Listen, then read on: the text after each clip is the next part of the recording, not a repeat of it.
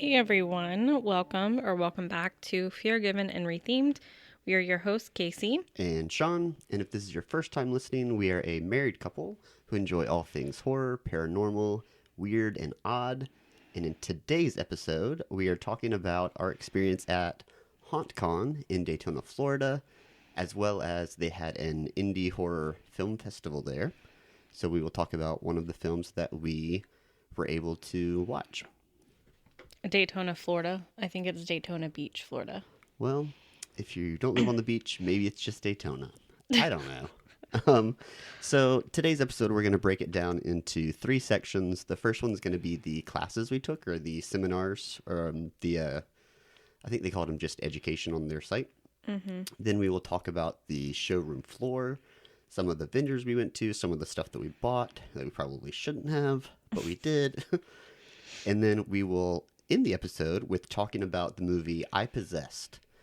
It was by a director called Carl Remy, so we got to meet him as well as pretty much the rest of the cast. They did kind of a short little Q&A at the end of the film, so it was a phenomenal film. So stay tuned to the last section to listen to us talk about that. For the HauntCon classes, we took 6 different classes over Friday and Saturday. We didn't go Sunday on the last day, just because there wasn't a whole lot more we wanted to see on the showroom floor.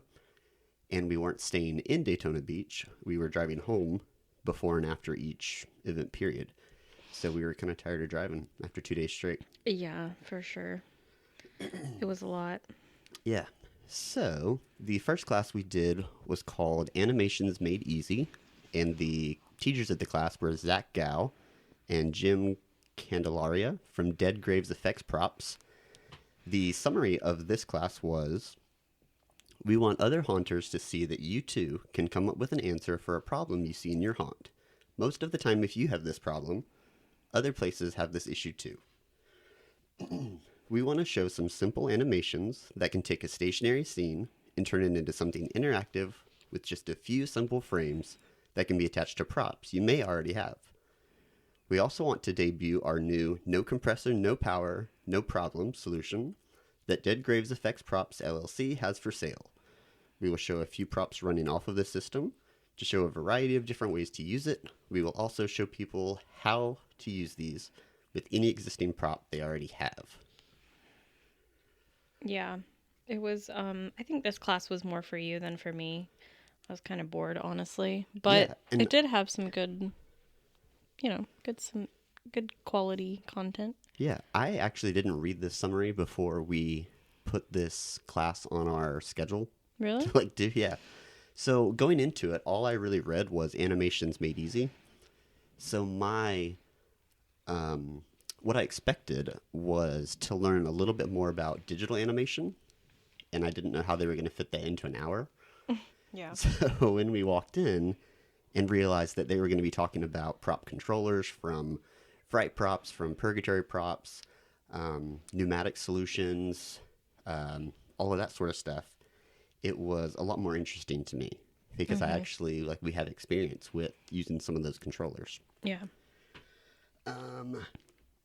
Let's see. So you don't have any notes from this one, do you? I don't. No, I didn't take any notes.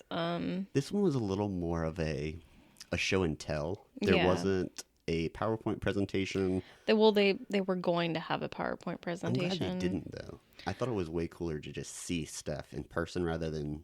I mean, than reading off the honestly, it screen. would have kept my attention more had they had the PowerPoint. For you, yeah. But yeah. It was a little difficult to see because the lights were low, and they were trying to get you to squint to see this little writing on a tiny little prop controller Yeah. It was with a kinda bright hard. light already on the controller. So, Yeah. um, But that's okay. yeah. So to talk about their no compressor, no compressor, no power, no problem solution that they came out with, that was really interesting for us because right now, with us being in kind of the design phases of a mobile haunt, something that we want to learn more about and we currently don't use are pneumatic props. Because pneumatic props use air tanks, and air tanks aren't typically light. And then to actually, compressor. In Yeah. order to fill an air tank, typically you need a compressor. And that's what most bigger haunts or even smaller haunts use to power all of their pneumatic props. So, what they showed was actually really interesting for both the power and the air compressor uh, input or supply. Mm-hmm. So, for the electrical usage, you can actually buy battery adapters, and I didn't know this. So, the battery adapters, if you have typically most DIYers have a specific brand that they enjoy.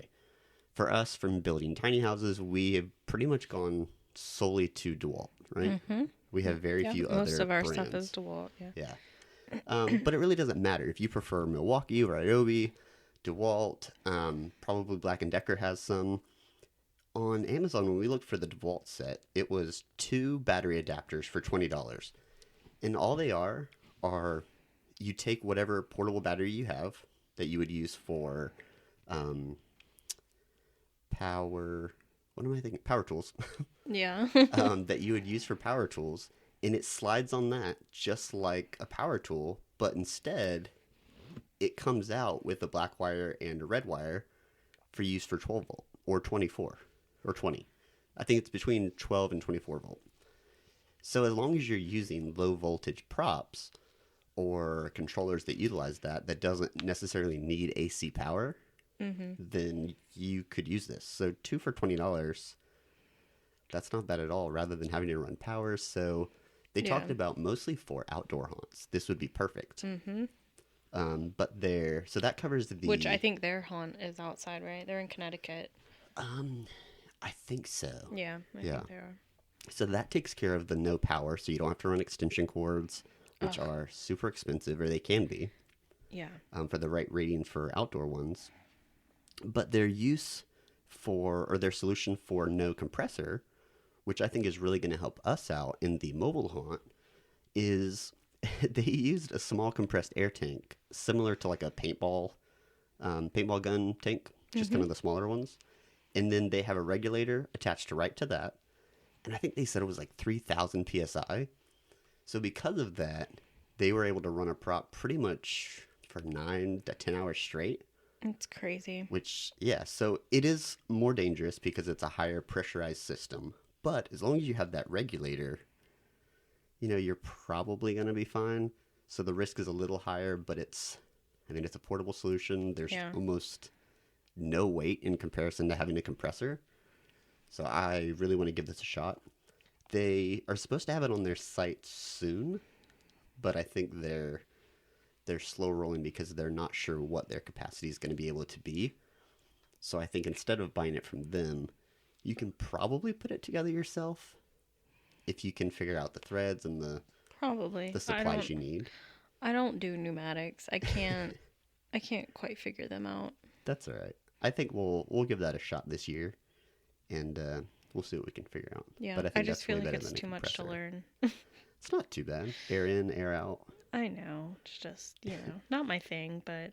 Do you want to talk about the next class, or do you want me to do that one? No, I can do that one. Okay. So the next class was called Hollywood Horror in a Haunt with Ken Lochner. And the summary of that class was how to use a horror icon or horror franchise to sell your customers. We teach you how to use a celebrity appropriately and how it can and can't help your event. We show you how to market to a whole other group of customers. So this class wasn't particularly what we... Are you drinking my soda? I sure am. Huh, okay. Yeah, this class wasn't particularly what we thought it was going to be. No, I also didn't read this summary for the class either. we just saw Hollywood Horror and we were like, oh yeah, cool. Yeah, we thought it was going to be like how to increase your production for cheap cost. And it was maybe 5 minutes into the class, and it was a little more interactive, and the teacher kind of went around the room and was like, all right, what type of haunt do you guys run? What about you guys? And the first one, the guy had a professional haunt of about 30,000 square feet. And then he pointed at us. And we said, well, we're just, we're home haunters. We have... Well, how long have you been home haunting? 2 years. Yeah. And in my head, I did not even take into consideration that we are in the middle of designing a commercial haunt. Like, that's our aspiration.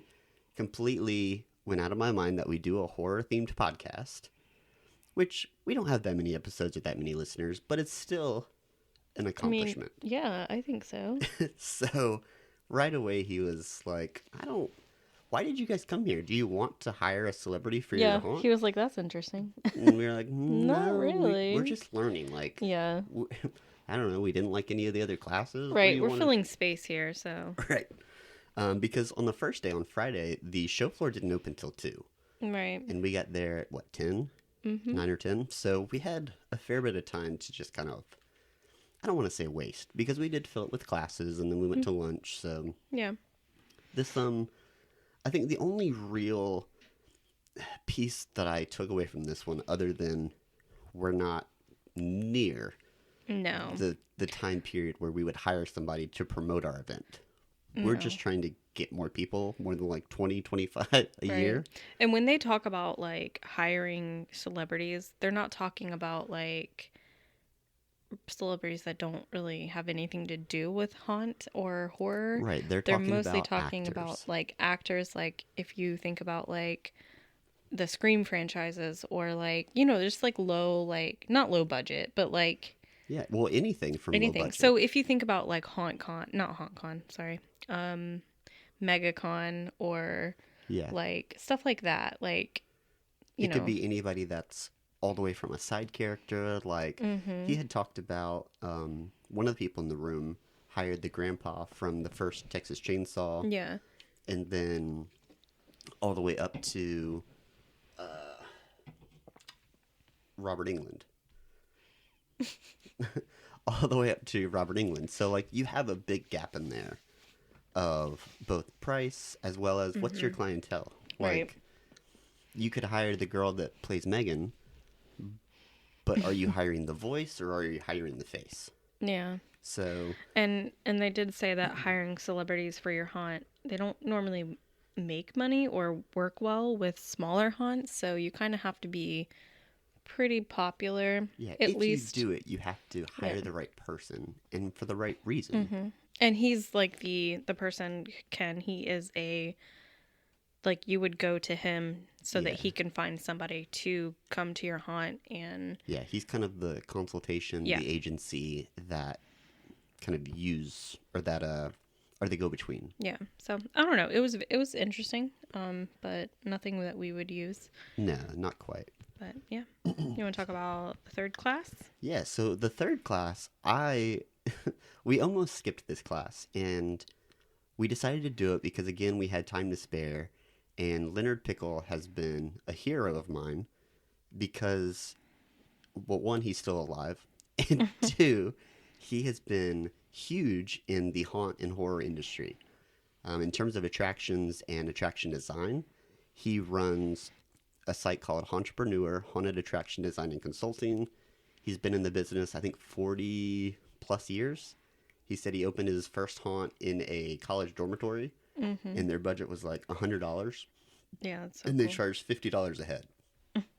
So that's crazy. That's expensive. I mean, yeah. Especially back in the day. Yeah. Like $50. Wait, what? You just said $50. Oh, I meant 50 cents. My bad. Oh my god. I was about to say, holy crap. No, I don't even think he charges $50 a head now. That's like universal prices almost. Oh my god. So this class was called American Haunting in Kuwait. The teacher, just like we said, was Leonard Pickle. So the summary of this class is, still jet lagged from his return flight, industry icon Leonard Pickle of Entrepreneurs spent the last 3 months on a haunt installation near Kuwait City, Kuwait. The attraction was produced for a hamburger fast food chain as a promotion for their company brand. In this cutting-edge session, Pickle shares the inside details of his latest and greatest haunted attraction. He'll cover the design layout, as well as new room designs and upgrades to old scares he experimented with while out of the country. The class discusses the difficulties of working with a crew that speaks little, if any, English, and explaining to people who have never seen a haunted house before why we do the things we do. Are people in the Middle East harder to scare than in the US? Come find out in this exclusive session. Pickle will be sharing all his secrets in this once-in-a-lifetime presentation. Therefore, there will be no recordings, videos, or photos allowed during the class. So, this one, I expected it to be packed. Yeah. Like, the two people I was most excited to see during this event when we were on the fence about going were Leonard Pickle and Scott Swinson. Scott Swinson, if you don't know who he was big into Busch Gardens in Tampa. He headed up their Vault of Souls haunted house that they do every year.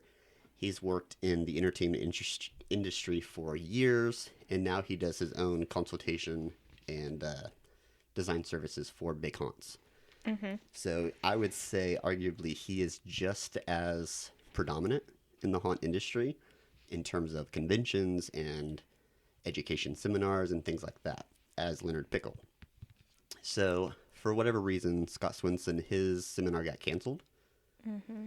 So, I expected this one to be like jam-packed. And Yeah, it wasn't. There was 10 people in there, including and us. about 4 of them, right when the class started, went up and gave Leonard like a bunch of hugs, and they're like, "Hey man, welcome back to the States. We haven't seen you in so long." So just kind of friends of his. I don't know Yeah. if they were in the industry. I couldn't really get a good gauge on who they were, if they were doing anything. But they definitely wanted to take pictures. He seemed kind of annoyed He did. when he told them, "Sorry, no pictures." "Oh, it's okay. I'll delete it. You know that." So Yeah, that part was but, awkward. I but mean, he is just like, I think he's just really, I don't know, it's hard to, he's a nice guy. He's just very intimidating. oh, super intimidating. He's 6 foot plus, Mm-hmm. and he knows what he's doing. Oh, yeah, like, he he's got the knows. reputation. Mm-hmm. He knows So yeah, what he would he's be doing. extremely intimidating to just walk up and be like, "Hi, can I get a picture with you?" Yeah, for sure. So But what he did would be you that type. what did you learn in this class? So I don't want to go into more of the tricks of the trade that he shared, just because it was for him confidential. This haunt, even though it is out of the U.S., he did share with us proprietary information that I do want to respect. So, more of the, I'll talk about kind of the typical aspects that I took away that Leonard uses in a lot of his designs that I would love to incorporate and kind of start to put into some of our haunts if we're ever able to.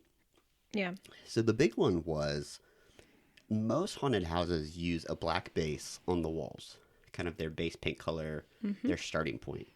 Because you think of a haunt and you think, oh, well, you want to start dark, and then you want to add different add-on elements. Yeah, that's what we did. That's exactly what we did. It was a pain in the butt to do, too. I mean, it would have Lots of been painting. a pain in the butt for the white as well, because we would I have know, that's wanted to true. hide more. But something that he talked about was he started changing to a white base instead of a black base, because it's a lot easier to paint progressively darker than it is to start from black and then, well, I want a red wall. Well, now you're having to coat all of that black, and it just becomes more frustrating than if you were to just start with a lighter color. So Right. if we were to do it all over again, or we start to build more walls, maybe we would start with a white section and kind of progressively change the colors from there. Yeah, and it's easier to kind of mock up and kind of, put dirt and grime and mold Yeah. and, everything else that you would want to put on a wall. So, Yeah, absolutely. Two other things that he does is around his entire available haunt space for like a maze or anything like that. what was that? That was my stomach again. Oh my gosh. That's what I get for eating a 32-ounce thing of boiled peanuts right before we do this. So around his entire available area for a haunt, he dedicates a 4-foot perimeter. And that perimeter acts as an egress for emergency exits, for cast hallways, for production, like anything that he needs. That is his transportation gateway, essentially.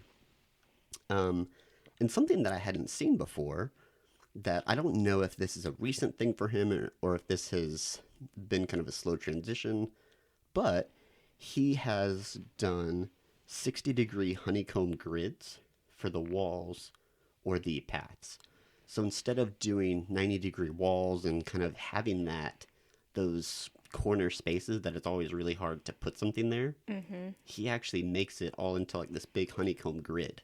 Yeah, that's really cool. So it's kind of a constant jagged edge across two sides of the entire haunt. Yeah. And then it's flat on the other two sides. So that was kind of a new thing I'd never seen done before. Yeah, and I don't know new. if I don't know that it's going to waste more space or not. I think it depends on what type of location you're building in. Right. Yeah, I agree. But for the location in Kuwait, the building was almost like a half, like semicircle type of thing. Yeah, it wasn't a very typical weird. building, and they built the They built building it, yeah. specifically for this haunt in the burger chain. Yeah, it's so crazy. Like, such a crazy story behind this haunted house.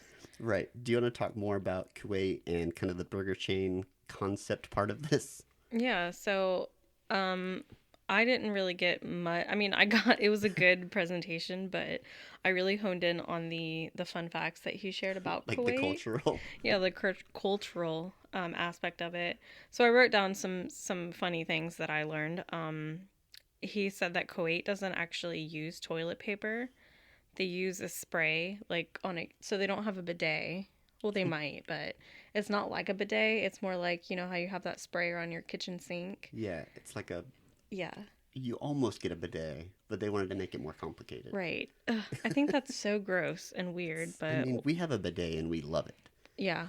But yeah, we don't have to like go back there and we just pull a lever like Kronk and And sometimes I even pull it on accident and it just it's a shocking yeah. it's a shocking thing if you're not It is if you're trying to not do it. if you're not prepared for that. Yeah. Also Kuwait's weekend is on a Friday and Saturday. Apparently they attend church on Friday. What does that sound? Sorry, I'm cracking my knuckles. If you can ignore whatever I'm doing over here. Sorry, I just get really distracted. So they attend church on Fridays, they rest on Saturday, and then they have a full work day on Sunday. So I thought that was really interesting. Yeah. I didn't know that. I mean, it's kind of, I know that other cultures like have different weeks but and I guess stuff it's like like that. when we worked at Disney and we'd be like, hey, when's your Friday? Oh, Yeah. my Friday's on Wednesday this week. Right. Like, It was your so weird. Friday is really just like your The day last day they- of the week. yeah, your so last for day them, of the it's week. what, Thursday? Mm-hmm. Yeah, that's Yep. cool. They also have every chain of restaurant in Kuwait, including Texas Roadhouse. And I Yeah. was thinking, like, Popeyes, KFC, Yeah. Texas Roadhouse. Yeah. Who picked that? I don't know. Like, So did you look up what this burger chain was? no, I didn't actually. I was going to, but I have I'm gonna not look it had up really time. quick. So the name of the haunt was called Red Town. Yeah. And okay, so the burger chain was called BBT Right. or Best Burger in Town. In town. Yeah. So what was interesting was they were sitting around a conference room table thinking, how do we get more people to come into our restaurant? Like most of the restaurants there's nowhere to really sit down. You're in and out. Not like the fast food chain. But like they're all about drive-through, they're all about delivery, and their delivery is like a bunch of people on mopeds and scooters. It's Like very the traffic fast-paced. is nuts. So the executives of BBT were sitting around a conference table, and this is from Leonard's What standpoint. the heck? He said when they told him the story of how they got to this idea, because he was very confused. He's never built a haunt for a burger chain. No. I don't know that anybody has, to be honest. So So, random. the executives are sitting around and like, what could we possibly do? And one thing that they all agreed on was all of them remembered their first haunted house. So when he's telling me this story, I remember my first haunted house. It was a JC haunted house off of Lane Avenue, right next to where Office Depot is. I'm pretty sure that whole building is torn down now. It used to be a flea market. No, I think it's still there. No, It's that side not? of the building is gone. Oh, okay. Music Depot used to be right next door. So, like, that's the first good haunted house I remember. It was terrifying, Such but a good in location, the best though. way. Yeah, there was a ton of parking. I remember they had live animals. I don't know, maybe I was just super young and that made a big deal. I remember I went with my brother, his friend, and his friend's girlfriend. Like, I remember very vividly my experience. I don't remember my first haunted house, to be honest. What? Yeah, I think it was either, it might have been Halloween Horror Nights Ooh, that's a or good one to Adventure start with. Landing. Ooh, Adventureland was still pretty good too. Yeah. So they decided on the haunted house, but the kicker was Leonard didn't know. He thought they were going to have kind of an ancillary event of this is a haunted house for a few months, Yeah. and they said, "Well, no, we don't want that. It's like you have to go through the haunted house in order to get to the restaurant. There's not two entrances. You go through the haunted house, then you get to the restaurant." And he goes, "Well, don't you want to like still sell burgers even if people don't want to go to the haunted house?" "No, you got to go through the haunted house to get to the restaurant." Don't you think that But that you had would to like, pay extra yeah, to do the haunted house, and then you had to go to the burger place. So that just makes no sense to me. it's mind blowing. Like, how did they get more people I don't know. just from I don't know. going to a haunted house? But he said it was working really well. He said they got a lot of traffic, and something I thought was interesting. I forgot to put it in my notes, and so did you. So we went to like 2 or 3 different haunted houses while he was there to kind of prep for this and just kind of learn the community and learn the clientele of people that actually go to haunted houses. Because when you think of haunted houses, QA is not probably top of your list of they need one, No. but they have them. I don't know that they're as Crazy. mainstream as they are in the States. They might be. But he said something he noticed was the majority, like the overwhelming majority of the people that went to the haunted houses in Kuwait were female. Whereas in the States, every time he's kind of tracked it, it's been about 50-50 male and female. Yeah. So that was kind of It was an an interesting part of it. Yeah. There was also a giveaway. He had a few things from the Red Town haunted house that he was Yeah. giving away. So a few of us put our names in a hat, and then I actually got to pick them out. And I didn't do this on purpose, but No, we you won. picked a little old lady's Uh-huh. first. That she put. So he said to put your business card in. Yeah, there. but we don't have business We cards don't have yet. business cards yet. And so this lady just wrote her name on a full sheet of notebook paper, folded it one time, Yeah. and put it in the top of the bucket But you know what I did? I cut mine out perfectly to a business card business size. card Yeah. and put our name on it Hmm. so that it wouldn't, Right. It wasn't an obvious, like, I know which one is ours. Right. Yeah. So, anyways, I picked hers out and then ours, and so we got we got a hoodie, Yeah. that has, and you have it right there on your lap. Yep. It says winter of 23 on the back with a big milk container with a missing, Yeah. what looks like a cat. Yeah, it's really cool. I really like it, and you look really good in it. Well, thanks. Because I appreciate that. I like guys in hoodies. Well, it's real baggy, and we live in Florida, so I don't wear hoodies a whole heck of a lot. I like it though. You're all right. welcome for winning that for you. Thank you. I really appreciate that. So moving right along, Yeah. class 4 that we went to first thing Saturday morning was also by Leonard Pickle, and it was called Psychological Scares, Fear is All in the Mind. Do you want to tell us about this one? Sure. This one was actually really good, and I think this was my favorite class, and I really enjoyed it.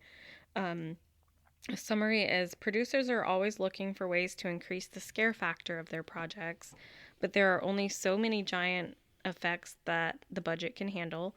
In this session, haunted attraction industry veteran Leonard Pickle will delve deep into the human psyche and share psychological tips and tricks that he uses to increase the scare factor of the over 200 fright attractions he has designed for clients over his 40-year history of scaring people.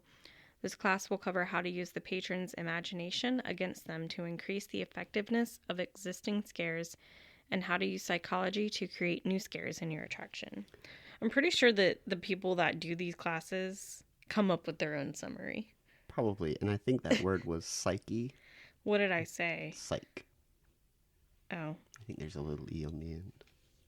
Just human saying. psyche. Oh, yeah, I guess you're right. My bad. That's all right.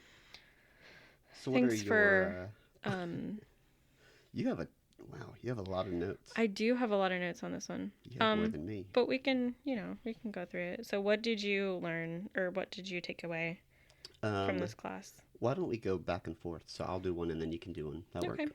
Mm-hmm. So the first one he talked about was misdirection, taking control away from your guest and trying to put them into the state of suspension of disbelief.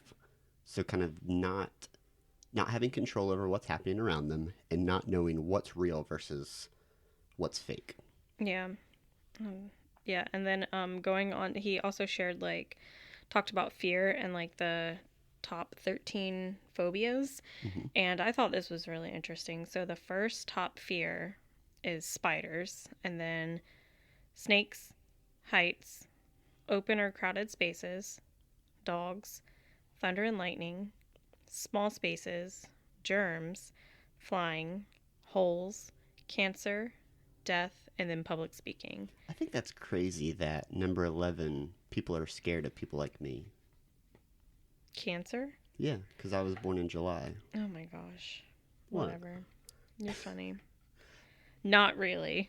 No, I think they're scared of the illness, Yes. not the astrological sign. So out of these 13, what are you afraid of? I'm not scared of spiders. I don't understand why. I'm not scared of spiders, but I don't enjoy them.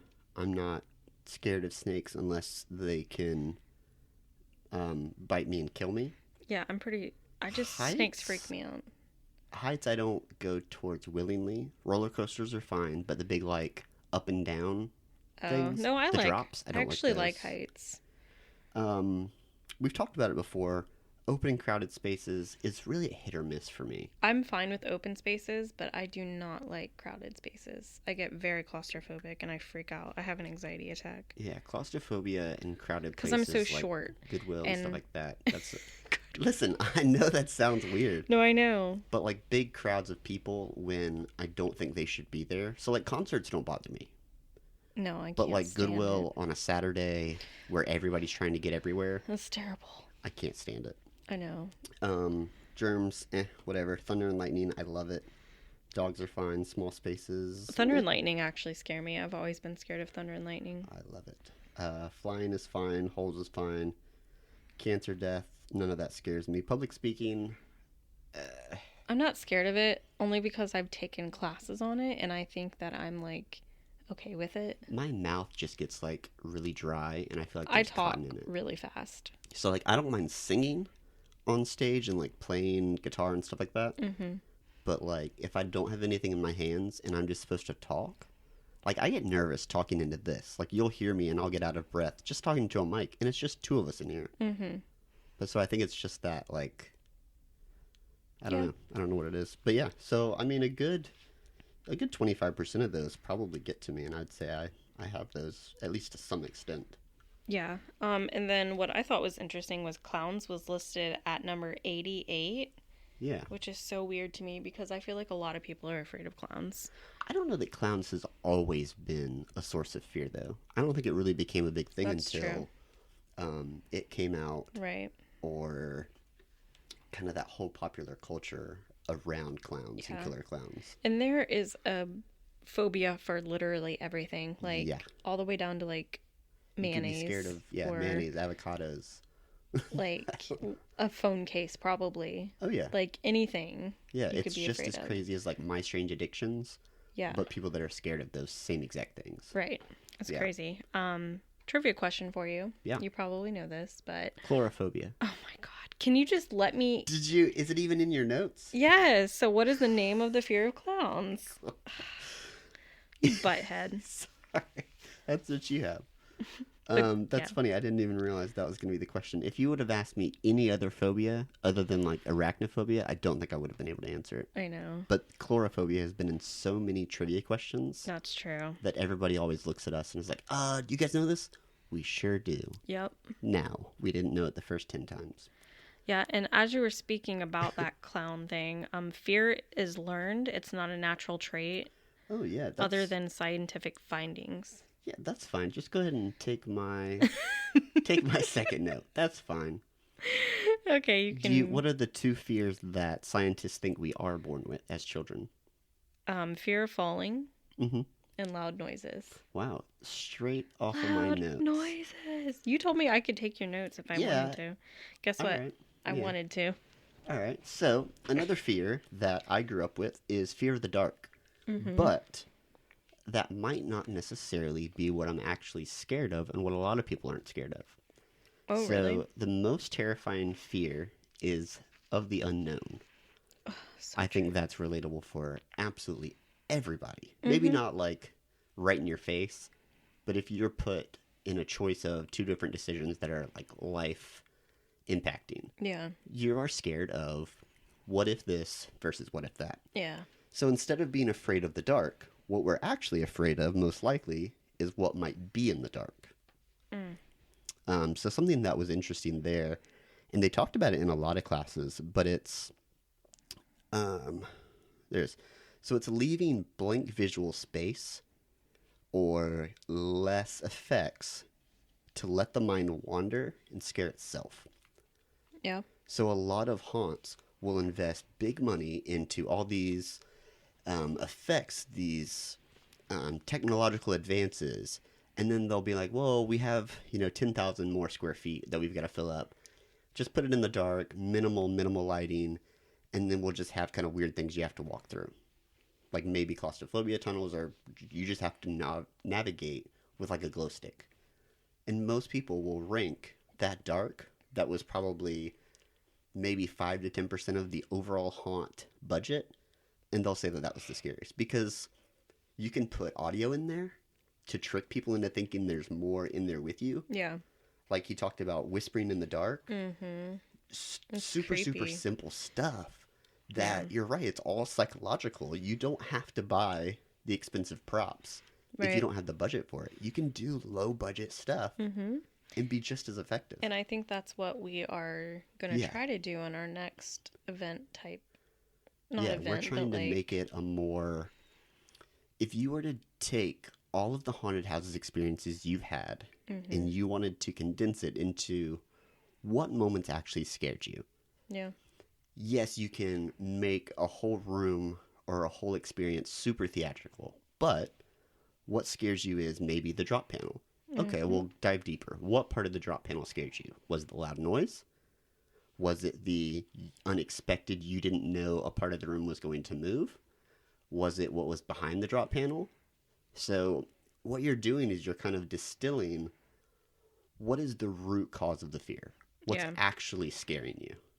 So, that's what we're kind of planning around to lower our budget, make a mobile haunt that we can fit on a tiny house trailer for super low cost, super low effect, but super high production quality. Yeah.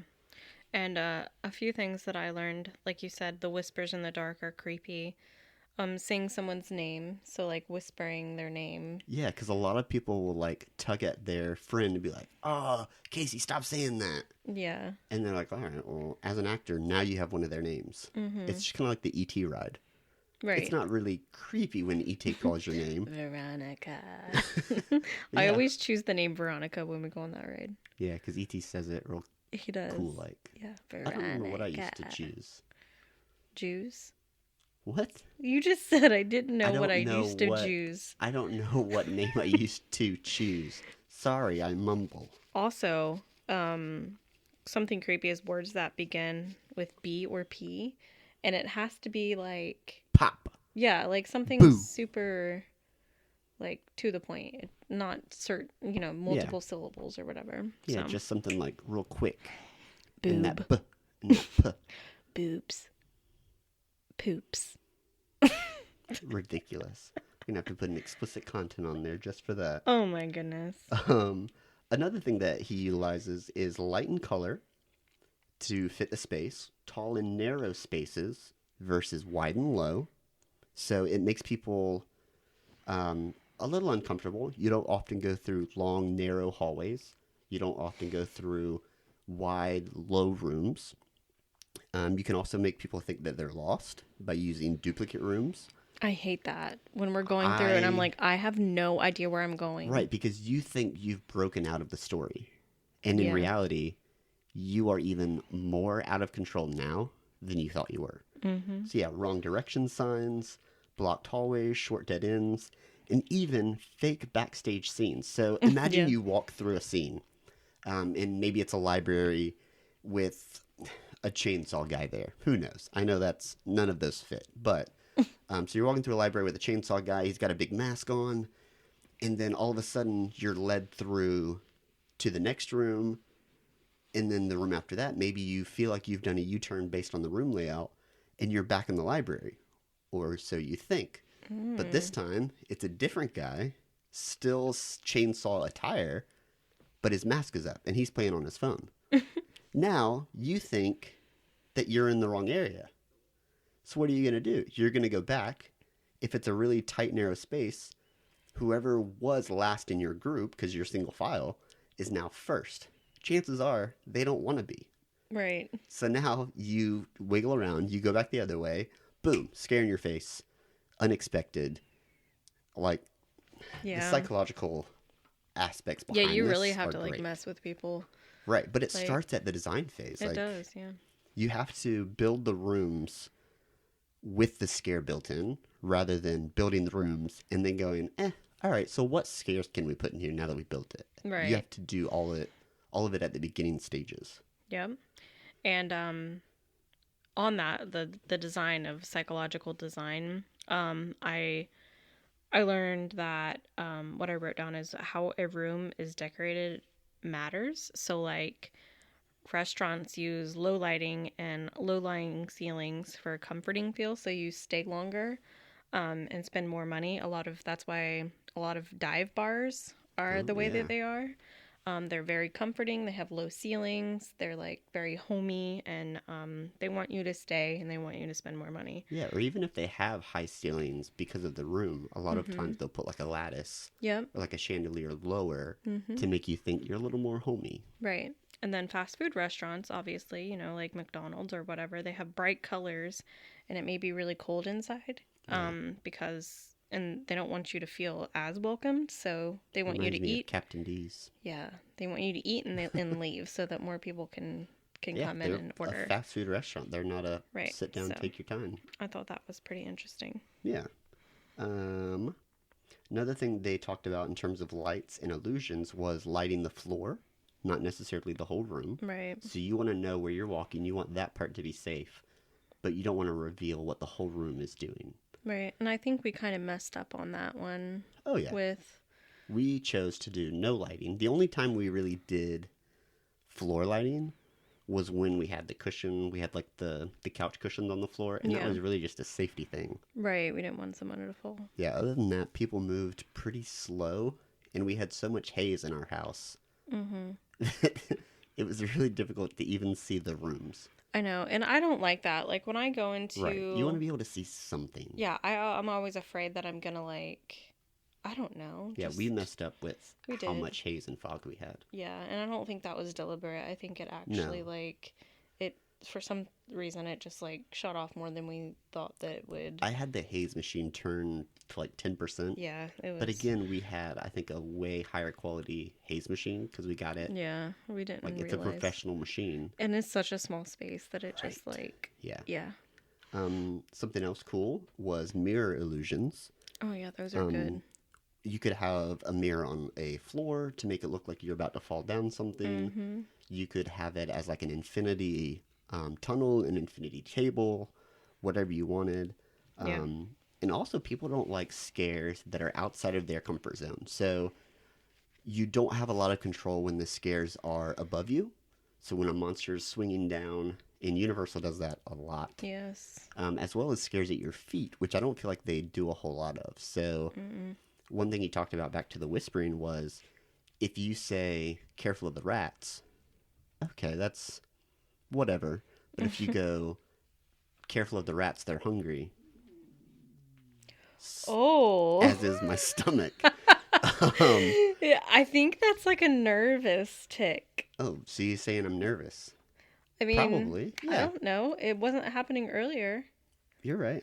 Before I ate that 32 ounce of boiled peanuts, you're right. It wasn't happening. So people don't like scares above their head as well as at their feet. Mm-hmm. So that was kind of cool. Yeah. I also, I wrote down, wouldn't it be really interesting to have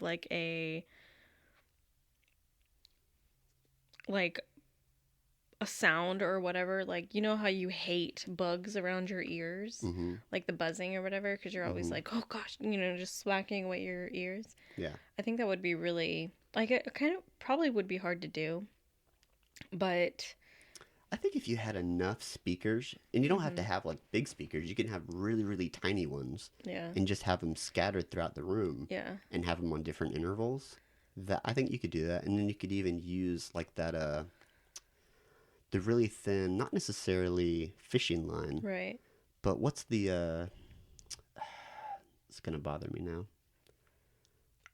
Almost like fiber optic type stuff, Oh yeah, and you yeah. had that kind of scattered throughout the room, hanging down, so that in addition to the sounds, you have that little like thing on your face going through. Yeah. That would bug me. I That would would not bug me like that. too. Continuing on kind of the floor and scares at your feet, the darker the floor, the slower your capacity is, or the slower your guests move. Yeah. So if you have black floors, people don't know what they're stepping on, so they may move a little slower. So instead, you can use kind of some texture in there. You can do planks, which 13th floor does a lot of. And you can make it just strange enough to where they know they're walking through something weird, but maybe they can see part of it so that they move a little faster. Yeah. So if you're struggling with capacity issues, whether it be too slow or too fast, you can utilize the floor to kind of compensate for those areas. Yeah. All right, let's move quickly along because this one's taking forever. Well, I mean, this was our favorite class. That's true. Um, what is another one? Oh, so you talked about like thinking they're lost. I think that was a good one. And then making people think that the haunt is bigger than it actually is by using like doors and corridors Yeah. leading off from the path, using laser tunnels or vortex, bottomless pit and endless hallways. I thought that was really cool. Yeah. And then I thought that this was very interesting. I put that he talked about satanic attractions and how they aren't actually scary. They just attack people's beliefs. Yeah, they attack your moral Or more, compass. yeah. And so I think we really, I mean, and we struggled with that last Halloween. Like we were just Yeah, like, we were on the fence the entire time yeah. And so, because we weren't directly satanic. no. We, in our storyline, because it was witchcraft, it felt necessary to not exclude that as a concept that some witchcraft sects do believe Yeah. in and kind of worship in a way. Right. So to do that justice, we chose to have our antagonist kind of be under that umbrella of Satanism without directly saying it. Yeah. So, Sorry if you just heard a bunch of muffling around. My hair was caught in my headphones. Also, people don't want to be grossed out. So, like, the gruesome and gross effects or whatever yeah, with, like, you don't have to have throw up everywhere yeah. or blood or Yeah. feces. Nobody really wants to be grossed out. They want to get scared and entertained. Yeah. They don't want to be completely grossed out. Middleburg had a haunted house at their Clay County Fair one year. Really? Yeah. Oh, yeah. That was the one that Tad and I went through. That's true. And in one of the rooms, it was very, very interactive. Like you were guided through each room.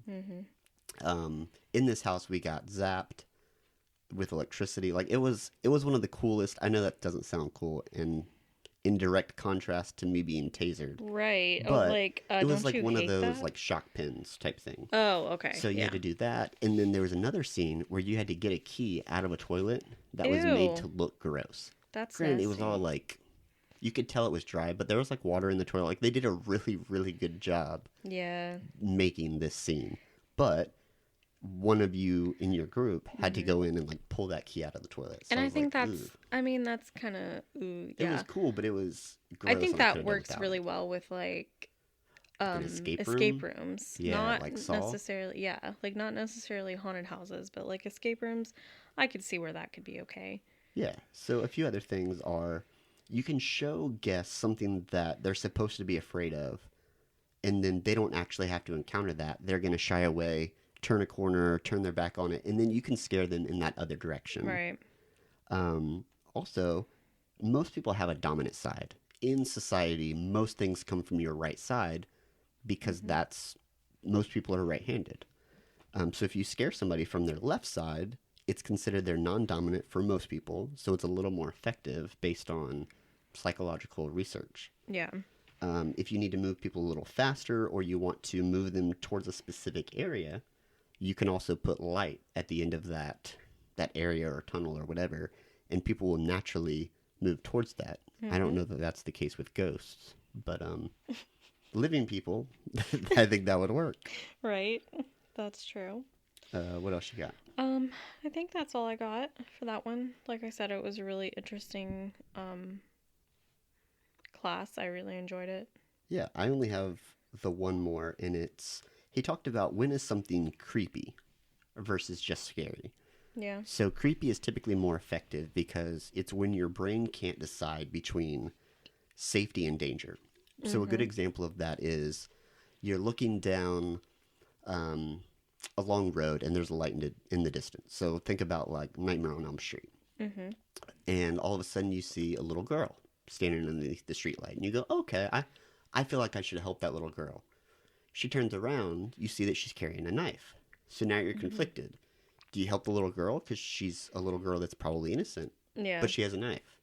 But she's a little girl, but she has a knife. Right. So you're like trying to think, oh, am I And in I think danger? that's why like little kids in horror movies scare me so much. Yeah. So like Dawn of the Dead, when the little girl is the zombie at the very beginning, that is a traumatizing scene for me that I can still picture vividly. Yeah. So I thought just the concept of what is creepy, I've never heard it actually explained, but I think that sums it up perfectly. Yeah. Do you want to talk about the fifth class? You can do that one. All right. Because this is like your class. Yeah, this is right up my alley. This was one that I refused to skip.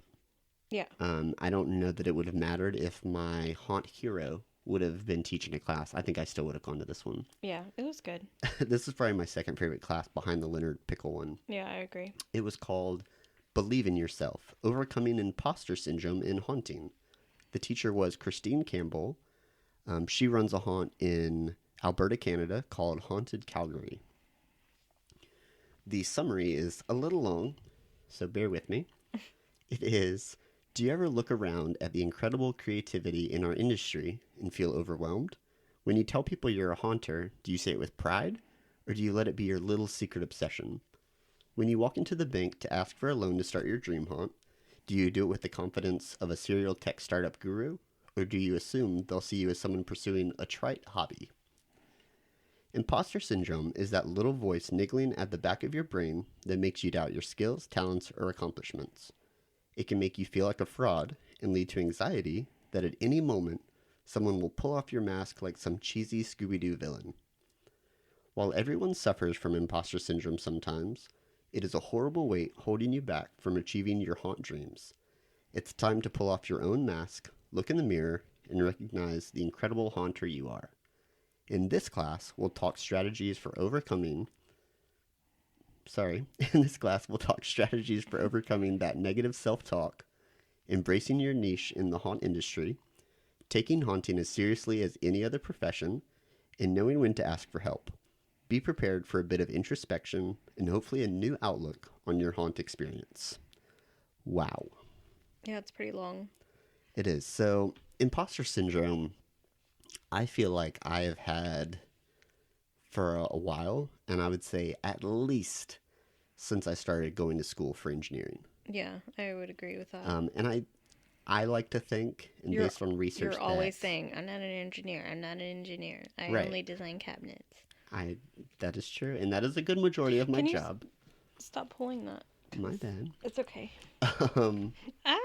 My thing fell on me. Okay. That's all right. So I think imposter syndrome is a big thing with a lot of different professions. I think it's more common in probably engineering, law offices, so attorneys, lawyers, doctors, nurses.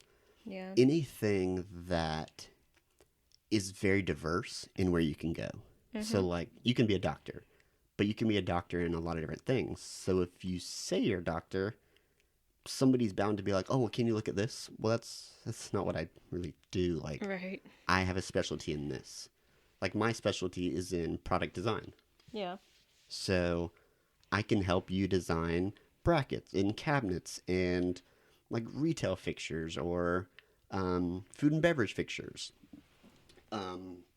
So it's if somebody's like, oh, well, you're an engineer, can you help me fix my car?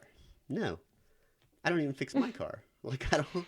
I go Yeah. to people where that's their specialty. Right. And in the haunt world, we are technically home haunters. We have 2 years under our belts.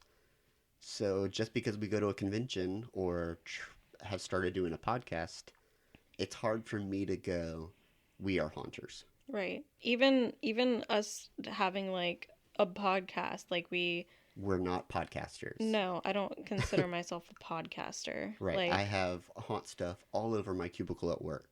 yeah. So as soon as a new horror movie comes out, everybody at work, hey, did you see this? No, like, Yeah. I'm going to wait till it comes out on streaming. We try to keep up as much as we can with the things we enjoy. Horror movies and oddities and going to Casadega Yeah. to visit the Haunted Museum. Yeah. But we can't, like, yes, we are the stereotypical kind of horror couple, but Yeah. that doesn't mean we check all the boxes or we're going to know every horror franchise or seen every horror movie or know all the haunted houses or go to all the events. Right. We're not experts in Right. So what I we think, like. yeah, I think So. it's easy to convince ourselves that we are imposters, whether it be in our actual daily jobs or as haunters, especially. We Or want to be, honestly, like in everyday life, like Yeah, that's just something that I think everybody deals with at some point in their life. yeah, I love to play music. Do I think I'm a good guitarist or drummer? No. Yeah. Other people may disagree, but it's hard for me to take that, any positive affirmation, Yeah. as realistic. It's easier for me to come face to face with, you're not that good. Yeah. I'm way easier going to believe that than, hey, that was really good. I could have done better. Right. That's So, true.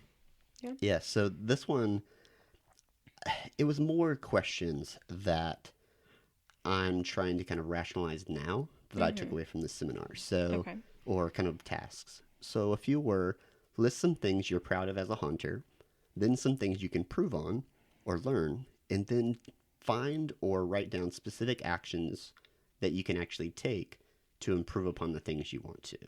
Yeah. Smart goals. Yeah, smart goals. What is it? Specific, measurable. Darn. Achievable. Achievable,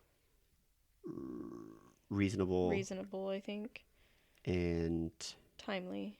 timely. Yeah. So basically, very specific Yeah. Like time stuff that you periods, know things that you can do. calculate or Yeah. measure, keep track of.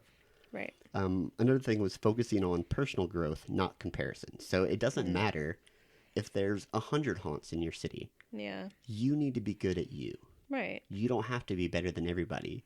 Whatever you did last year, find something that you want to improve upon. If you want to focus on getting more people to your haunt, great.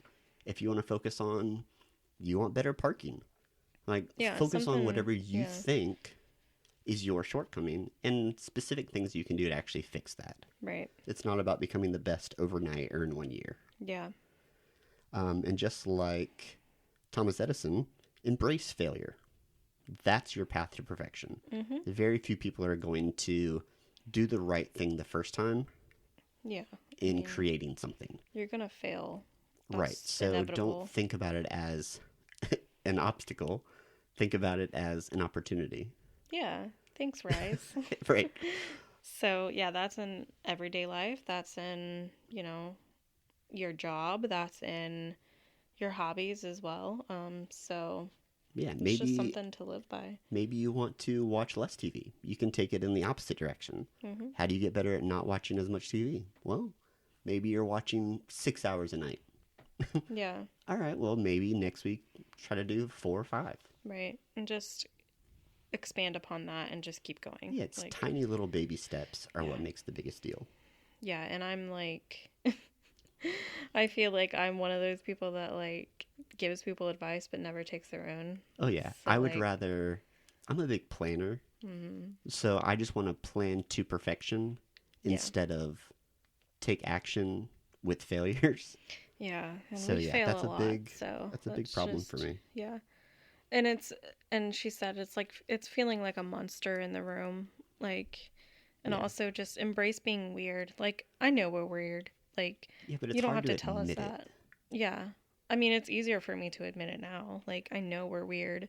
Yeah, I know we don't fit the, we you don't know. hide it as much, No. but it's still strange when HR comes around my desk and they're like, "Hey, are you gonna take down all these Halloween decorations? It's January or February," and you're like, "Nah, this is year round, okay?" Yeah. They're like, "Don't like that, but okay."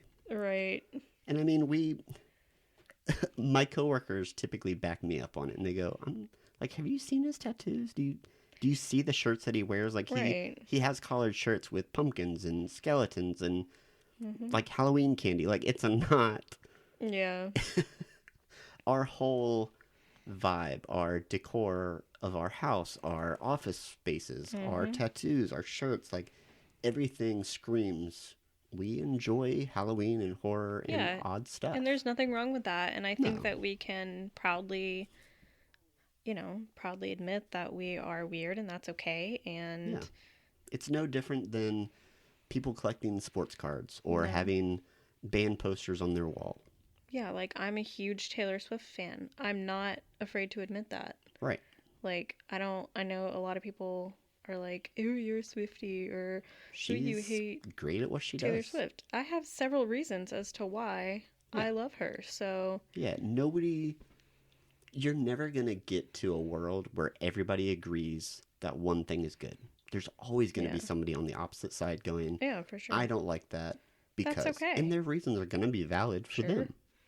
Yeah, So, yeah, there's a lot of things that you and I don't disagree on. that's And true. that's fine. Lots Whatever. of things, but Yeah, we still love each other. we do. All right, what else you got from that one? So, just ignoring negative self-talk about yourself. And then I wanted to kind of go over what I thought, I mean, I'm proud of as a haunter, and then some things I can improve on or how I can grow.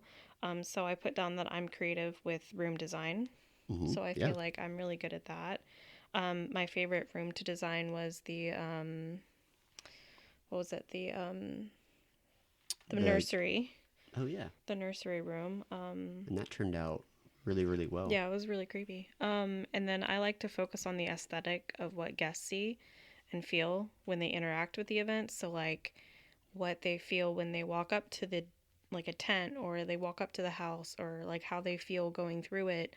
I like to kind of like make sure that they have a sense of, I like to know exactly what they're feeling. So like Yeah, I wanted to go through the haunt several times because I wanted to, be in that, yeah. You see it wanted from to their know point of view. what the tactile effect was, what Right. the emotional feeling was throughout. Right, Yeah. right.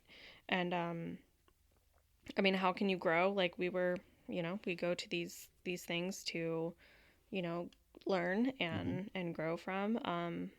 I want to learn more about how to create a sustainable haunt. Yeah. And I think that I could be a good cast or haunt manager. So making sure the team has everything they need and that they're in a good mental space to do their job. So Yeah. I think that, Empowering others, I think, is yep. a huge trait that both of us have Hmm. kind of specified as whenever we are put in leadership positions. Yeah. That is our thing: is taking little credit for ourselves, Hmm. but empowering others to increase their leadership journey. I think is one thing Right. that we've It's been very, taught very important. in previous jobs. Hmm. Yeah.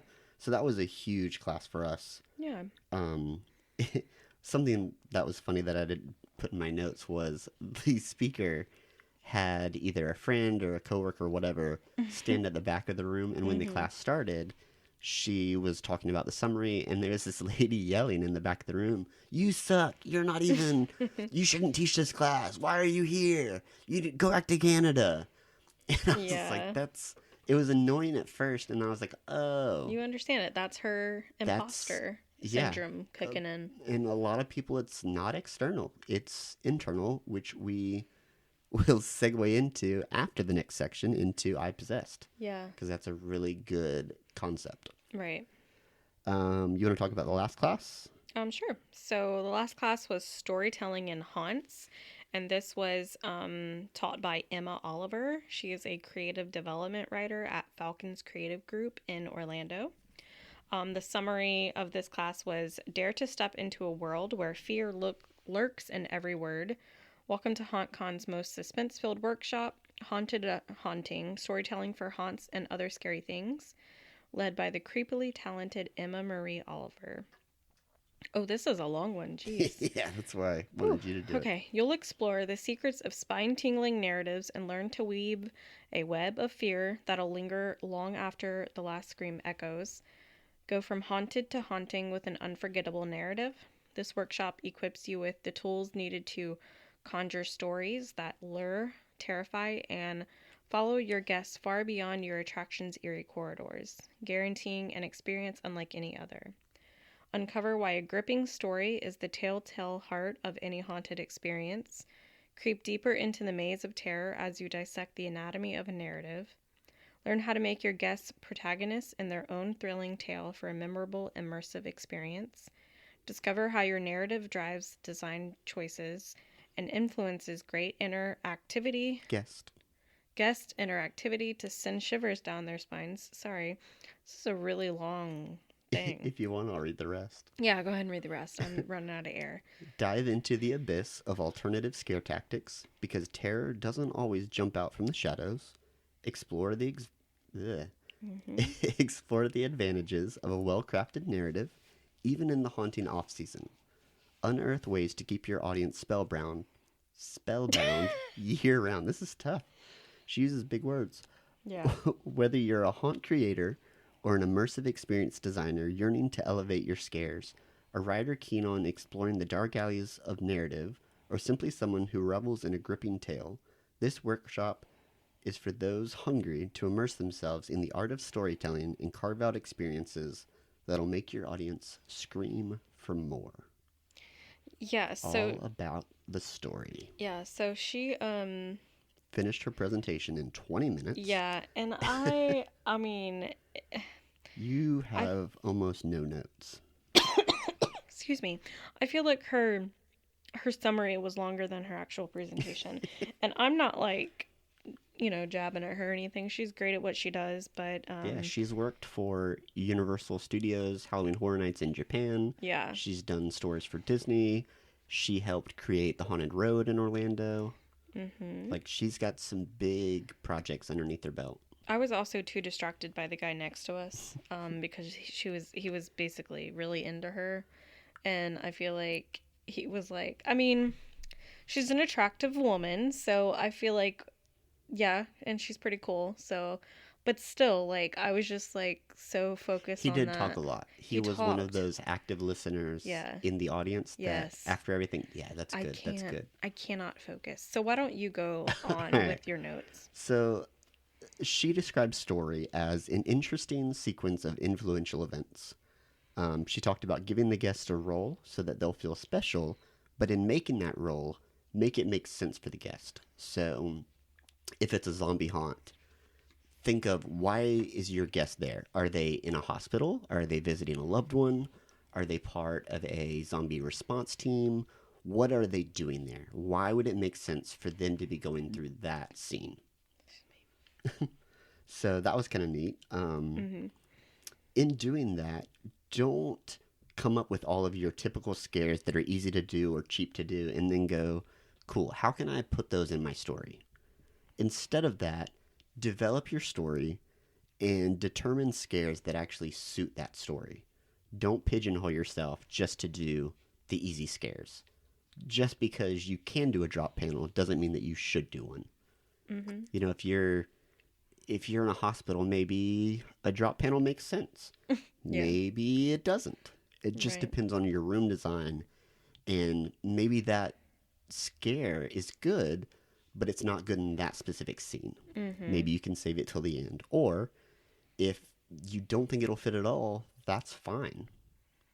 Save it for next year. Journal it down. Like, you don't have to use everything every single year. I think you struggle with that. I do. Oh, Yeah. 100% I do. Yeah. And I think it's difficult for me to take all the big ideas that we want to do Mm-hmm. and boil them down and go, well, this is what we have time for. This is what we have money for. Yeah. And this fits. Yeah. So it's difficult for me to do that. I Absolutely. know. Um, past just the haunted house, how can you further your narrative or your story with experience additions? So for us this year, I think we did it pretty well. Our story was about witchcraft and finding your coven, embracing your true inner witch. Mm-hmm.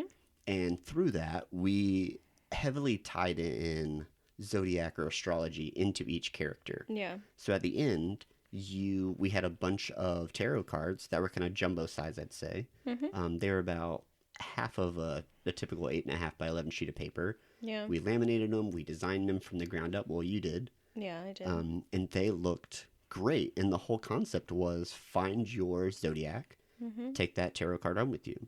We have a ton of these cards now, Yeah. but So if you're interested in some of these tarot cards, if you want some, yeah, let tell me know. us I your will send them to you. horoscope or astrological sign and we'll send it to you. Yeah. So I thought that was kind of neat. We didn't sell anything, but No. I mean, we didn't. Our haunt is not a for-profit haunt yet, No, no, yeah. so to sell something else felt a bit weird. Yeah. Something that she also asked that I jotted down, which I can't necessarily answer now, but it's something that I want to sit and think on is why horror? Why haunting? Mm-hmm. Why not something else? Why not another hobby? Right. And instantly, I couldn't necessarily decide on my reasoning for it, but I feel like if I sat down and thought about it, I think I could come up with something. Yeah. So that's something that's kind of on my list to do this next week or so. That's good. Something else that I've heard this talked about for a long time in presentations, and I think it's a really, really good rule of thumb because most people don't pay attention to 100% of a presentation. So something we did in college, something I've done for different meetings in the past is you tell the audience what you're going to tell them, you tell them that information, and then you tell them what you've just told them. Right. So if that sounds confusing, it's not that weird. A lot of good profession or good presentation speakers utilize this. I mean, we do this in our podcast. We tell you what we're going to talk about. We talk about it, and then we tell you what we've talked about. Yeah, we do the introduction. We tell you the agenda. Right. We give you all the information that we've had notes on, and then we go to the Conclude it. conclusion, and we tell you this is everything we talked about. So Right. even if you zone out at the beginning, you know what you should have heard, and Right. at the end, you know what you should have heard. Mm-hmm. So it's a really common tactic. I would say it's probably less utilized in a story, Yeah, I would but agree. I think for when you're trying to convey a message, a presentation, even an attraction will do this Yeah. pretty That's well. true. So we are done with the classes. That took Forever. a long time. Yeah. So now we're going to move on to the show floor, which should move a little quicker. Yeah. So the show floor was really cool. They had like, what? 1, 2, 3, 4? No, Like 4 different 3 pathways. rows, I think. Yeah. So it was, small-ish. It wasn't huge. It was bigger than Southeast Hollows in Savannah Yeah. that we went to. But our favorite, We had a lot little, of favorites. little stops were Paranormal Scrubs. So Yeah, they got have- us. It was like the second they booth got us, yeah. we went to, and they're like, "Do you have tattoos? Do you have tattoos?" Yeah, so they got us with that, which was really cool because it's basically like a sugar scrub, But sugar free. but sugar free, and they use like clean oils and stuff like that, and it smells really good. And it makes your hands soft, Yes, but not oily like right. a lotion would. Like I wasn't rubbing my hands the rest of the day Yeah, because I didn't like the texture. It Right. felt like a dry lotion. yeah, it was really really, really nice. cool. Yeah, they also have soaps and stuff like that. Yeah, but beard oil or beard balms. But yeah, we really like them, and we like scrubs and stuff. So yeah, we bought some. Yep. Another one was Fear Expo, which is basically another haunt convention that works really closely with all the other conventions that they have. Yeah. And this one is scheduled for April 12th through the 14th in Kentucky, Yeah. which we don't know if we're going to go to or It'd not. be really cool, but I don't know. I don't know. We're We'll going to go to see. Transworld is next on the list. Yeah, we'll see from there how much money we spend, and then Yeah. we'll go from there. Another good one was Fatal Images, and it was Yeah. props for haunts and film. You loved this one. I did. They were so realistic. It was crazy.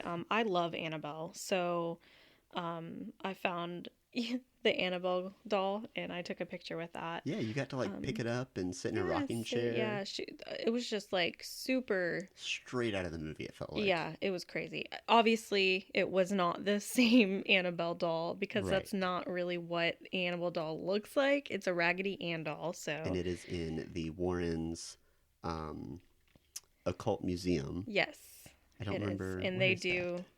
I don't remember where it's at, but Yeah, a lot of people claim that I've held the real Annabelle No. doll, and no, chances are you haven't, No. because it's a safety risk. yes, Like it it's is under lock and heavily key. possessed. It's behind or inside of a cabinet that is blessed, I believe, on a weekly basis. Yes, they do. And then even when they have to take it out and put it into a different box, Like it's a it's process. a process, and it's You're you not have just to gonna clean your hands, you have wander to and find bless it. your hands, all Right. this stuff.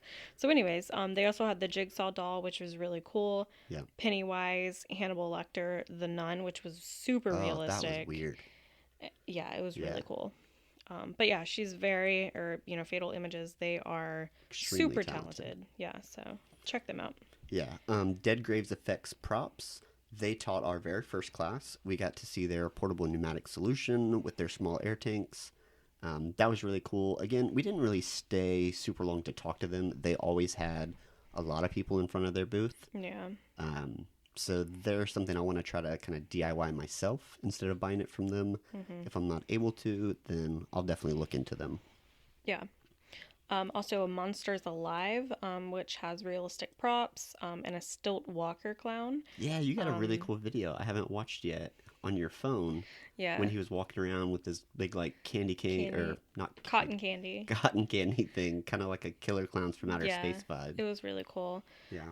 And I'll, post all of these pictures and videos too. Yeah. Halloween Shirt Company, where you got. Love this company. I know, they have really cool shirts. Yeah, it's not our definitely first check them run-in out. with them. 13th Floor offers a lot of their stuff. do, As yeah. well as a lot of the shops in Salem. Mm-hmm. They offer a lot of their stuff. Yeah, so they have really cool stuff if you're Yeah, interested in shirts, hats, signs. They had a new slogan out.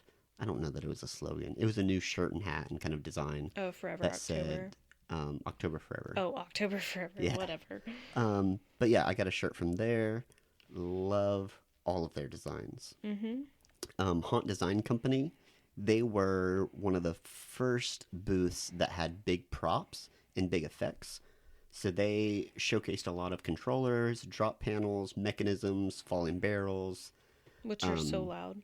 They are very loud because they're big like steel drums. It's not a bunch of fake or foam props. Like Yeah, these it was are really metal cool. on metal, jarring. They're huge, and you can buy just the mechanisms. You can buy some of their. I couldn't get a good look on their controllers to see if they actually provide the controllers or if you're still buying from Purgatory or Fright Props for those. Yeah. But either way, they had the huge setups, so that was really cool.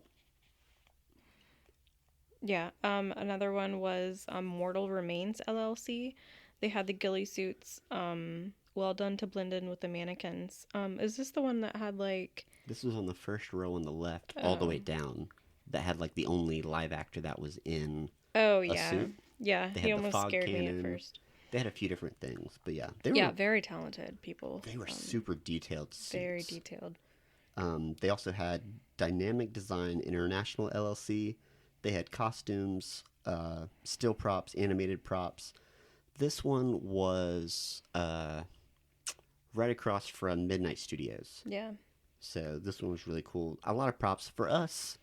We like doing the DIY props still. Yeah. Until we We're not. finalize. Yeah, we're not like going as buyers for a haunt with like a clown theme or a zombie theme. So we're Hopefully one day we will, but for they now, have it's not. if you do have a pretty big haunt and you have like things that you want to buy or whatever. These places are awesome and they're so talented. Yeah, so. and they usually have discounts if you're buying costumes in bulk. Yeah. But you want super high quality. Mm-hmm. That's the place to go. Yeah. And then they had another booth that we really liked called Scrappy Costumes. They have like smaller, older collectibles, toys, contact lenses, and props. This is where we adopted our... My favorite product. Yeah. I have wanted a product, any product, from Distortions Unlimited for a while. Yeah. And so Distortions Unlimited had a show out called Making Monsters. I think it was on Discovery. I don't remember. I think it was on Discovery. Might have been on something else. Anyways, so we've watched, I think they only had one season. And on that show, they had a guest designer or a guest sculptor for a lot of their shows that they would bring in called Jordu Shell. In the show, I thought he was like 6'6". Like he looked like a big, intimidating guy. He was at this convention. He is not 6'6". I don't even know that he was 5 foot tall. Still, I don't know. Super intimidating. Short, yeah. Really cool just to see him in person. And right across from his booth was this Scrappy Costumes vendor. And we finally can say that we own a Distortions Unlimited product. Yeah. It was I guess his like name was Little Wolfie. Yeah. Yeah. I really there was like 6 of them to choose from. Yep, they have 6 in the set. They're each about $200 originally on Distortion's site. They are no longer available. They've been discontinued. Yeah. So now you can only buy them from kind of vendors that collected them, basically. Right, yeah. So we got one not for full price, which was great. Yeah. And we got to choose out of all 6. And we came home with Little Wolfie. And what is his name? We named him Lonnie. Yep. Why do we name him Lonnie? I honestly forgot. Oh, because Alon Chaney. Chaney. Yep, because Alon Chaney in Werewolves in American Werewolf in London. London, yep. I think.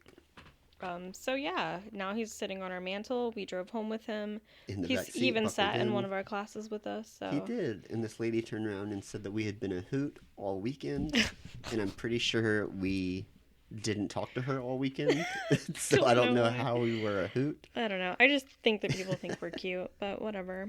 Maybe. It's Who true. knows? We're cute. Just kidding.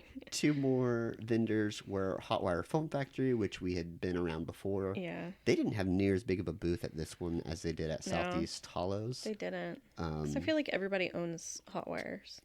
Yeah, at this point. Yeah, you kind of have to. They also have VFX, which offer unique dynamic props that... So some of them were like zombies hanging onto you. They had wireless audio systems and they looked like they were attacking you. Oh my god, it was so But in cool. reality, like your arm was inside them puppeteering them. Right, yeah. They also had crates that would open up. They had mirrors, so it looked like they were empty. But then they opened up and there'd be a mechanism that would fly out for like a bug or something. So cool. So yeah, their booth was incredible. I didn't even want to look at what the prices were. I know. Because they were so high quality. They were. They were really, really good. All right, so done with the show floor. Yeah. Now we're moving on to the I Possessed movie review. Yeah, let's hope we can do it in a couple of minutes because we don't want to make this too long. No, although our shortest episode, very few people listen to it. It is our lowest listened to episode, so maybe the longer the better. I don't know. Yeah, maybe. I don't know. We'll see. So this I Possessed movie review, we had zero intention when we went on Friday to stay and watch any of the movies. I think they had like 4 movies playing. The Haunting of Cottonwood. I did want to watch some of them, but they a lot were of them interfered with the classes. Yeah, and they didn't say how long these movies were. Yeah, they were like 2 hours long. Yeah, so a few of the movies were A Haunting at Cottonwood, Kill Giggles, and then another one I don't remember, and then this one, I Possessed. Yeah.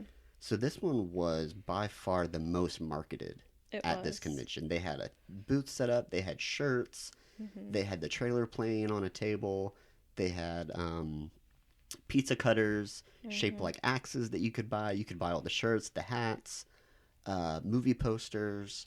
They filmed it last year and they're still trying to get distribution, so it's not in theaters, but they're still kind of showcasing it. They've gone through first screenings, they've gone through rewrites and refilm like I would say at this point they're in their final iteration Yeah. and are just looking to how do we get this out there to the people, and rightfully so.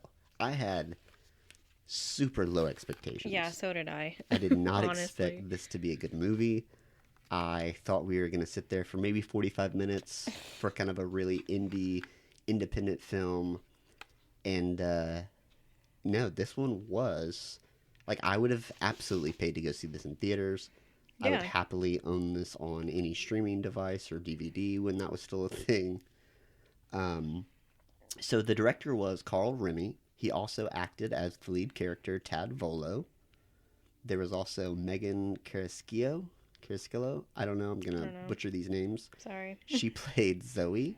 She also sang on one of the tracks during the credits. That was really cool. Yeah, that was really cool. The best actor by far, other than Zoe, was Chris Moss. He plays Buckley. And none of these characters are super well known. No. They're not A-list actors yet. Right. They I have think they really have good all the potential in the world. Mm-hmm. It was such a good movie. Cannot over exaggerate that. Mm-hmm. There was also Tammy Lee Boothby. She plays Tara. She was there at the end of the movie alongside Carl and gave a really good explanation as to the ins and outs of kind of what the feeling of the movie was supposed to express, in case you weren't paying attention or in case you didn't get any of the semi-hidden meanings. Yeah. The last person that was part of the main cast was Natalie Stivola. She plays Danny. Do you want to tell us a little bit more about the plot, the tagline, some of that stuff? Sure. So the plot of the movie is what begins as a housewarming party for Tad turns into a tormenting night, leaving each attendee grappling to face their past, haunted by their own worst regrets. The tagline for this movie was "The demon you run from is the one inside of you." So basically, the meaning of this whole movie, and I think it's very true and very something that we can all relate with. The story revolves around the concept of guilt versus shame. Everyone has a past that haunts them, keeps them up at night, or plays into their future actions. No one really knows your inner thoughts, but assumes their own are always the darkest or most troubling. So in reality, everyone is shouldering something major at some point in time or another, and none of us are capable of giving judgment to anyone else or even ourselves. Yeah, so in the movie being called I Possessed, we talked about this a little bit, just you and I, walking back to the car. It wasn't, so it's lowercase I, capital P, possessed. Mm-hmm. We thought it was going to have something to do with an iPhone or an Yeah. Apple product or something like that, technology. Yeah. Technology. And he did say that In the very beginning like stages years ago, yeah. it That's kind started of off what the as- storyline was going to be, but Yeah, but it definitely changed, and they brought it into more of a. I read it after we saw the film as I possessed, like, I am possessed by me. right. Yeah. So what possesses me is my inner thoughts, like Right. my inner conscience. Yeah, your inner regrets, your inner shame. Yeah. And I wish, I mean, and I kind of, you thought about this, but this movie should come with a trigger warning. However, most horror movies don't, so I Yeah. get why they didn't do that. Yeah. However, this does have a lot of suicide, self-harm, miscarriage, abortion, just a bunch of stuff that you probably could If get. you're not affected by it, then it's not going to trigger Yeah, you. I But if was- you have any I was specific- affected by it. Yeah. I almost had to walk out, but it's just, sometimes you just have to just take it and just Yeah, breathe breathe look and away. breathe through it, look was away, a very whatever you heavy, have to do. very heavy moments. Yeah. I don't think they were unnecessary. I think they No, aided the story. they did, yeah. I could have done without them, but at the same time, I get why they had that shock factor Yeah. built in. Yeah, it's like they put every single, sin and, every single... Yeah, so in the 5 main characters, Yeah.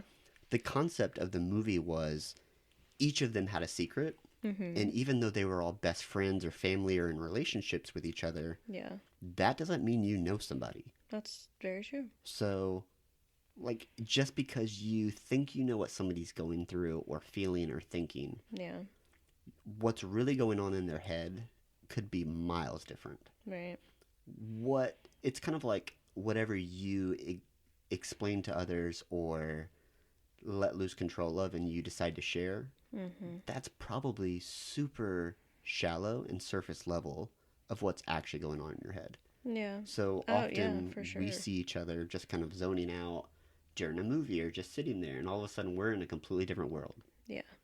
And I think that's natural, and it's not something that you always want to talk about in that Mm-hmm. moment. Mm-hmm. I think obviously that's why there's places like therapy that you Yeah. can talk about it as much as you're comfortable with. Mm-hmm. And even in therapy, you're probably not going to go 100% honesty. No. You're always going to hold back that little bit. Always. Whether that's the right thing to do or not is kind of irrelevant. Yeah.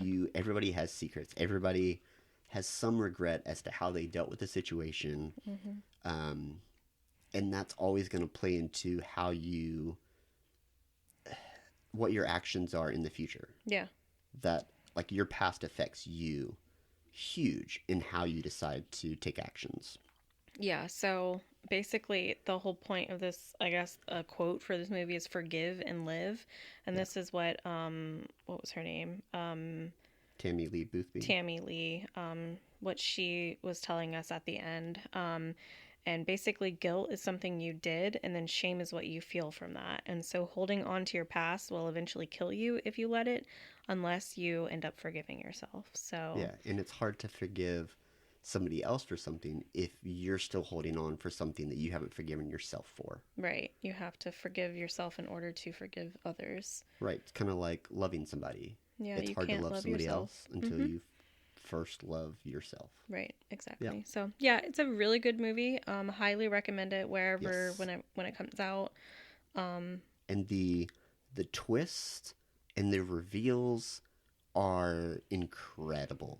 yeah, their Like foreshadowing every is so good. tiny little detail is super impactful. Like everything has a meaning. Yeah. And I'll be honest, the first hour of this movie, I could not stand the acting of the main actor, Carl Remy. Yeah, it was And very at weird. first, like everybody else was on point and everybody was super, not relatable, but super well done at, I would expect, like it didn't even seem like there was a camera in the room with all Right. the other actors and actresses. Yeah, they were pretty But good. with this guy, it was so awkward and so strange. Mm-hmm. But I'd say maybe halfway in, the whole thing flips. The storyline flips. They start piecing everything together. All the reveals start happening. And when you understand what's been going on, why, and how, all you can do is stare at the screen with your mouth wide open, going, what in the world is happening? Mm-hmm. And then that's when you realize Carl's acting is all purposeful. Yeah. In reality, like when he was talking about the film, he's like, I'm well aware the acting is super cringy at the beginning, Yeah. but it's all for a purpose. And he's right. He's not unaware of this. Mm-hmm. But that's the way it seems at the beginning, first half of the movie. Yeah. So as the movie goes on, stick with it. It's a very slow build, It is. Yeah. but it is well worth the payoff. Yeah. Like all the twists, everybody's secrets coming out, whatever you think you know, at I'd say the 75% mark, Mm-hmm. that's not even a drop in the water of what they're going to explain by the end of the movie. And this isn't one of the movies where you get to the end and you go, what did I watch? It's not an A24 film. No. It's no. not. Which I expected it to be Right. because we thought. I mean, it's an not indie film, Ari so Aster. it's, It's like, not M. Night Shyamalan. This Mm-mm. is very well done. It explains everything you need to do. It has a pretty wholesome message for a horror movie. I think it does. Yeah. Forgive yourself and you can move on from your trauma, from your hurt, from your past. Mm-hmm. Some of the other things were the hidden links in the foreshadowing. Like Yeah. It was going crazy. through, it gives you something, and they talked about this in the storytelling seminar or event or class, where you want to give the guests enough to figure out part of the story without giving them complete control and saying, "Oh, well, that was super predictable." There were parts where when we walked out, I said, "Well, I caught this, this, and this," Mm-hmm. but there was no way I was going to piece it together to get to the final puzzle. Yeah. So I could have gotten maybe halfway there by guessing and reading some of the context clues, and you could have as well. Yeah. But connecting the full dots was so well done. Yeah, not many movies do that. Right, and stick around because there's a post-credit scene, which I think is very confident of an independent film to do right off the bat. Pretty confident, yeah. They were pretty confident with that. I mean, so. I will say it's not like the best movie you'll ever see, but it's also very good for an independent film. It's extremely good, even for a non-independent film. The CGI is there. Oh, that's true. It's not overly used. It was done very sparingly and very The effects are really good, too. Yeah, the makeup. Oh my gosh, the makeup on the possessed girl, Zoe. Yeah, she's really and good. her acting, she could flip in and out of character. Yeah. In the bat of an eye. Yeah, for sure.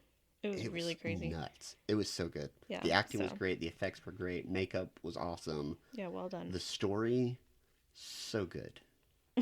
I loved this movie. I know you did. And I had so low of expectations. So I know. When we get word that it's coming out, they're in talks with a bunch of different distributors right now because they're really having issues. As with any independent film, I think they said the stat is like 97% of independent films never get distribution. Yeah. This I would love to see in theaters, and I would absolutely pay to go see again. Yeah. In theaters just to support them. Right. Yeah. They're really cool people too. So. Yeah. Super down to earth.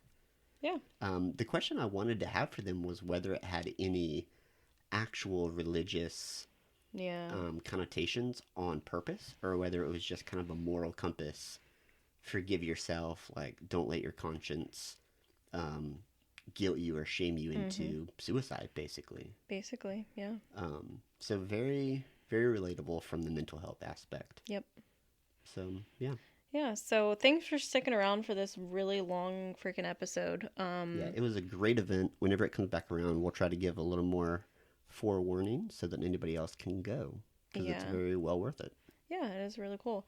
And yeah, I don't know when this will come out, but nope, who knows? It's February now.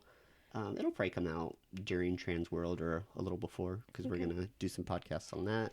Yep, and some other haunts. Cool. Well, thanks guys for listening.